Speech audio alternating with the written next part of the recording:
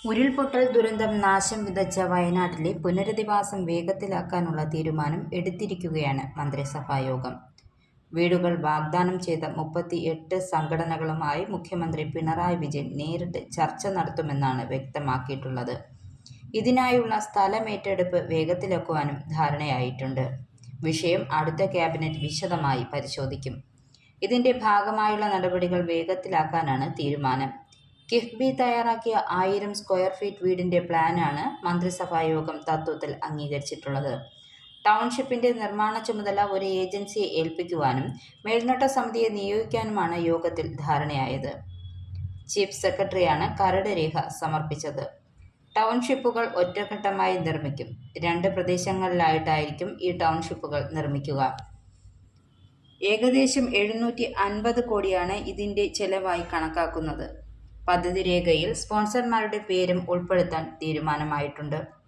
ടൗൺഷിപ്പിനായി ഏറ്റെടുക്കുന്ന ഭൂമിയിലെ നിയമതടസ്സം ഒഴിവാക്കാൻ നടപടി സ്വീകരിക്കുവാനും തീരുമാനിച്ചിട്ടുണ്ട്. സാധാരണയായി ബുധനാഴ്ചകളിലാണ് മന്ത്രിസഭായോഗം ചേരാറുള്ളത്. എന്നാൽ ബുധനാഴ്ച ക്രിസ്മസ് ആയതിനാൽ മന്ത്രിസഭായോഗം ചേരാനാവില്ല. ഇതോടെയാണ് വിഷയത്തിൽ അടിയന്തര പ്രാധാന്യം കണക്കിലെടുത്ത് പ്രത്യേക മന്ത്രിസഭായോഗം ചേരുകയായിരുന്നു. വയനാട് വിഷയം തന്നെയായിരുന്നു യോഗത്തിന്റെ അജണ്ട. അതിനിടെ മുണ്ടക്കൈ ചൂരൽമല ഉരുൾപൊട്ടൽ പുനരധിവാസത്തിനായി തയ്യാറാക്കിയ പട്ടികയിൽ ഇപ്പോഴും അതൃപ്തി പുകയുകയാണ്. ഗുണഭോക്താക്കളുടെ പട്ടിക കൃത്യമല്ലെന്നും പിൻവലിക്കണമെന്ന് ആവശ്യപ്പെട്ട് ദുരന്ത ബാധിതരുടെ ആക്ഷൻ കൗൺസിൽ ശക്തമായ പ്രതിഷേധവുമായി രംഗത്ത് വന്നിട്ടുണ്ട്. മാസങ്ങളുടെ കാത്തിരിപ്പിന് ശേഷമാണ് ഗുണഭോക്താക്കളുടെ പട്ടിക സർക്കാർ കഴിഞ്ഞ ദിവസം പുറത്തിറക്കിയത്.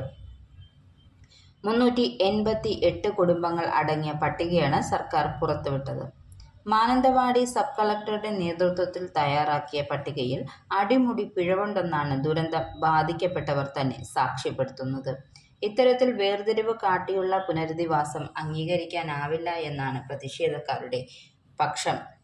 എന്നാൽ വയനാട് പുനരധിവാസവുമായി ബന്ധപ്പെട്ട് കേന്ദ്ര സഹായം വൈകുന്നതിൽ സംസ്ഥാനം കടുത്ത അമർഷമാണ് രേഖപ്പെടുത്തുന്നത്.